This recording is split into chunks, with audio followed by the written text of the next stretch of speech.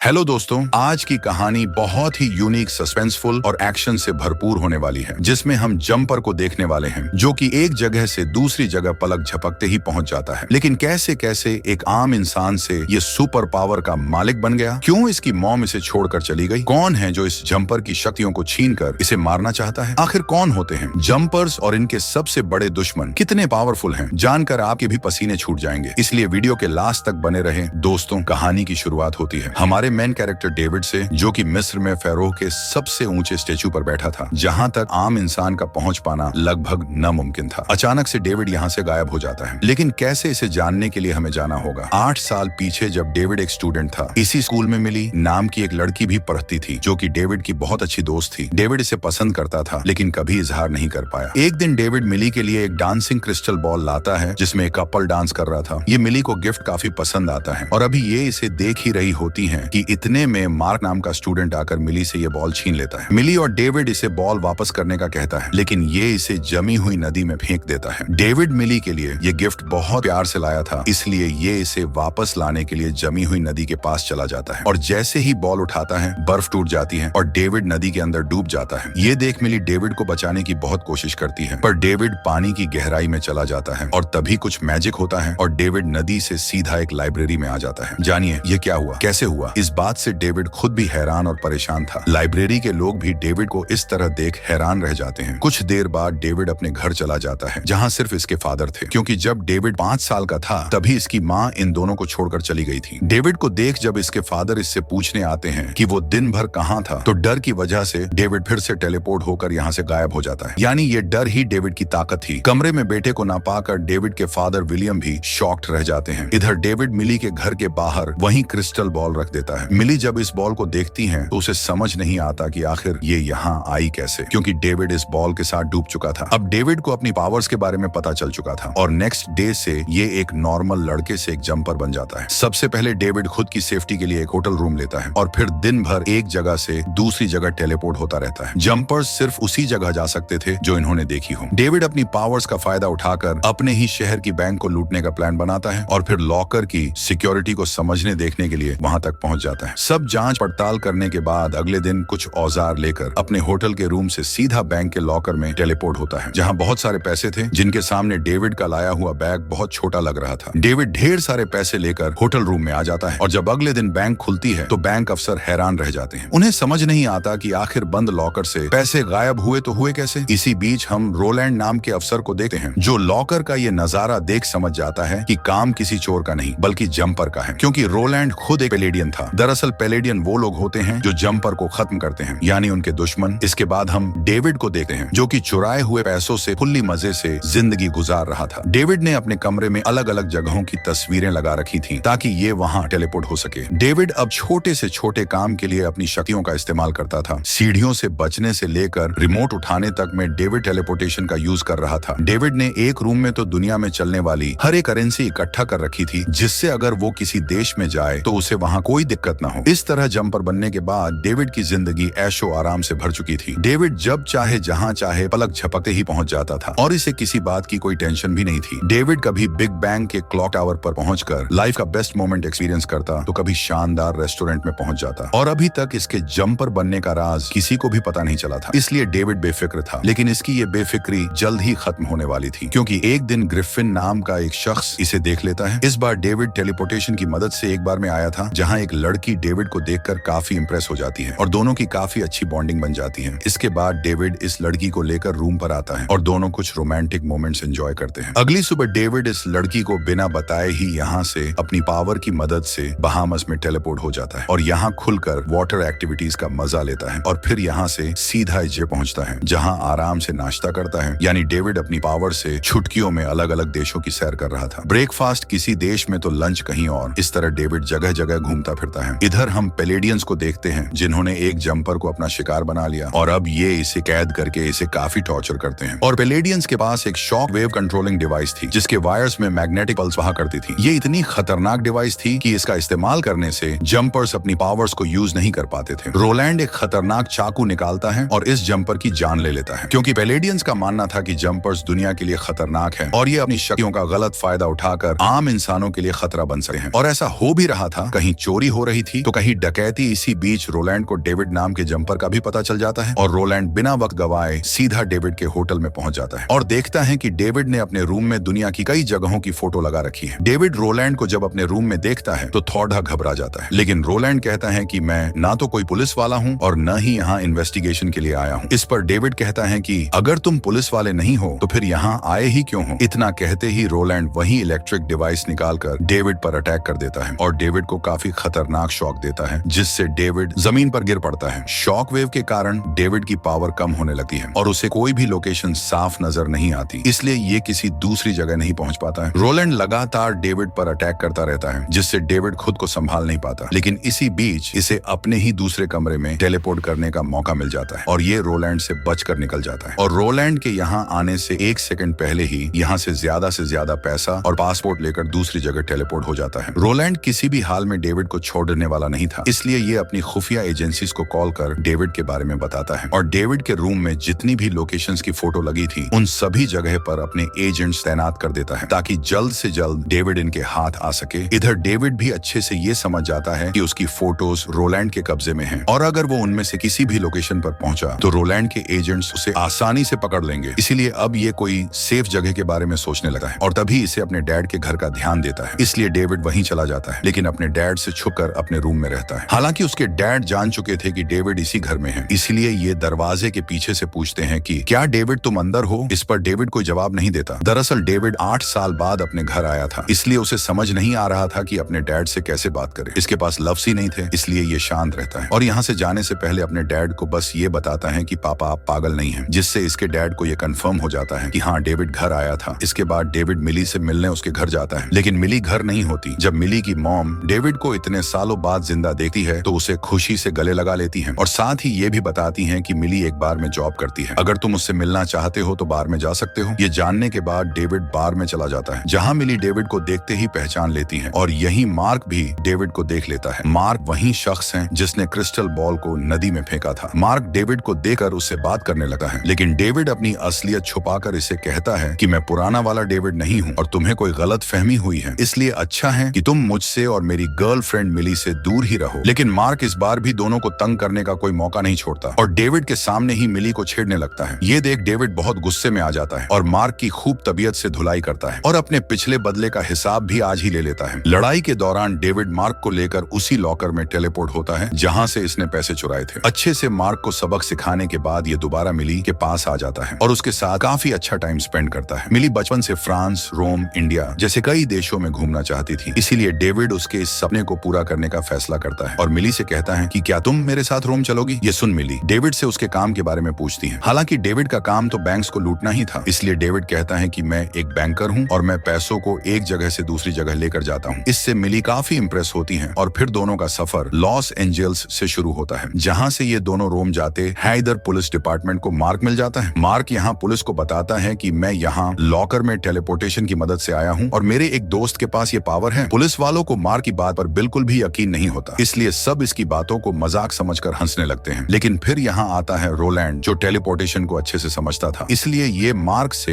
David के बारे में हर छोटी से छोटी बात पूछता है और डेविड और मिली दोनों के बारे में इसे सब पता चल जाता है। इसके बाद सीन शिफ्ट होता है डेविड और मिली पर, जो एक दूसरे के काफी क्लोज होते हैं और रोमांटिक मोमेंट को एंजॉय करते हुए इंटीमेट हो जाते हैं। इस तरह दोनों की ट्रिप और रिलेशन बहुत अच्छा चलता है। इसके बाद डेविड और मिली रोम की एक खास जगह कोलोसम में जाते हैं, जिसे प्राचीन समय में राजाओं ने बनवाया था। ये एक भूल भुलैया टाइप जगह थी जो कि फुल एंटरटेनमेंट से भरी हुई थी, लेकिन अब इस जगह को बंद कर दिया गया था। जब ये बात डेविड और मिली को पता चलती है तो दोनों उदास हो जाता है और यहाँ डेविड फिर से अपनी पावर्स का इस्तेमाल करता है और पीछे के रास्ते से जाकर दरवाजा खोल देता है और मिली को अंदर ले आता है, जबकि बाहर सिक्योरिटी को इन दोनों के बारे में कुछ पता नहीं होता। इस मॉन्यूमेंट के अंदर बहुत सी एंटीक्स थी जिन्हें देखकर मिली बहुत खुश होती है। यहीं पर इन्हें एक रिस्ट्रिक्टेड गेट दिखाई देता है जिसके अंदर जाने से सख्ती से मना किया गया था, लेकिन डेविड मिली की खुशी के लिए इसे खोलने के लिए बाहर से जब जाने लगता है तो यहाँ इसकी मुलाकात ग्रिफिन नाम के एक लड़के से होती है, जो कि डेविड को बताता है कि मैं भी तुम्हारी तरह यहाँ टेलीपोर्टेशन की मदद से आया हूँ। यानी ग्रिफिन भी जंपर था। ग्रिफिन डेविड से कहता है कि तुम एक बेवकूफ जंपर हो, तभी यहाँ अपनी गर्लफ्रेंड को साथ लाए हो। इसी बीच हमें पता चलता है कि इन दोनों को पकड़ने के लिए पेलेडियंस भी यहाँ तक आ चुके थे। पेलेडियंस के हाथ आने से पहले ही ये दोनों टेलीपोर्ट के जरिए एक जगह से दूसरी जगह शिफ्ट हो जाते हैं और आखिर में ग्रिफिन अपने सीक्रेट लोकेशन पर पहुंच पहुंच जाता है। यहाँ जब भी कोई जंपर अपनी पहली जंप करता है तो पीछे एक चमकती क्रिस्टल वॉल हो जाती है, जिसे छूने से वो जंपर भी सेम प्लेस पर जा सकता है। और ऐसा ही करके डेविड भी ग्रिफिन वाली लोकेशन पर आ जाता है। डेविड को देख ग्रिफिन कहता है कि तुम्हें यहाँ नहीं आना चाहिए था, क्योंकि अगर तुम्हें फॉलो करते हुए पेलेडियंस भी यहाँ तक आ पहुंचे तो मेरा ये सीक्रेट प्लेस कभी सेफ नहीं रह पाएगा। और वैसे भी तुम्हें यहाँ छुपने की बजाय अपनी गर्लफ्रेंड को बचाना चाहिए, जो कि अभी भी रोम के कोलोसम में ही मौजूद है। डेविड बिना देर किए जल्दी से वहाँ पहुंच जाता है और मिली को जल्दी से यहाँ से निकलने के लिए कहता है। मिली को समझ नहीं आता कि आखिर डेविड इतना घबराया हुआ क्यों है, इसीलिए ये इसकी वजह पूछती हैं। लेकिन तभी पुलिस वाले इन दोनों को कोलोसम से निकलता हुआ देख लेते हैं और पूछते हैं कि जब दरवाजा बंद था तो फिर आप अंदर से बाहर कैसे आए। इसके बाद डेविड को पुलिस स्टेशन ले जाकर इन्वेस्टिगेशन की जाती है और कुछ टाइम बाद यहाँ मैरी नाम की एक लेडी आती है, जो कि असल में डेविड की मॉम थी। मैरी अपने बेटे को बचाने के लिए बता देती है कि रोलैंड तुम्हें पकड़ने आने वाला है, इसलिए तुम यहाँ से भाग जाओ। मैरी की मदद से डेविड यहाँ से अपने होटल में जाता है और फिर मिली को लेकर एयरपोर्ट की तरफ निकल जाता है। डेविड मिली से कहता है कि मुझे कुछ काम से जाना है और तुम अपना ध्यान रखना। मिली को डेविड पर कुछ शक था, इसलिए ये डेविड से पूछती है कि तुम पुलिस से बचकर क्यों भाग रहे हो, तुम एक जगह से दूसरी जगह कैसे पहुंच जाते हो और तुम्हारे बैग में इस वक्त क्या है। ये सारे सवाल सुनने के बाद डेविड भी मिली को सारा सच बता देता है कि मैं एक जंपर हूँ और मेरा काम बैंक्स को लूटना है और इस वक्त मेरे बैग में बहुत सारा पैसा है। ये सब जानने के बाद मिली बहुत दुखी होती है और अपनी टिकट खुद ही खरीद कर यहाँ से चली जाती है। इसके बाद डेविड ग्रिफिन के पास जाता है और पूछता है कि आखिर ये लोग हमें पकड़ना क्यों चाहते हैं। ग्रिफिन बताता है कि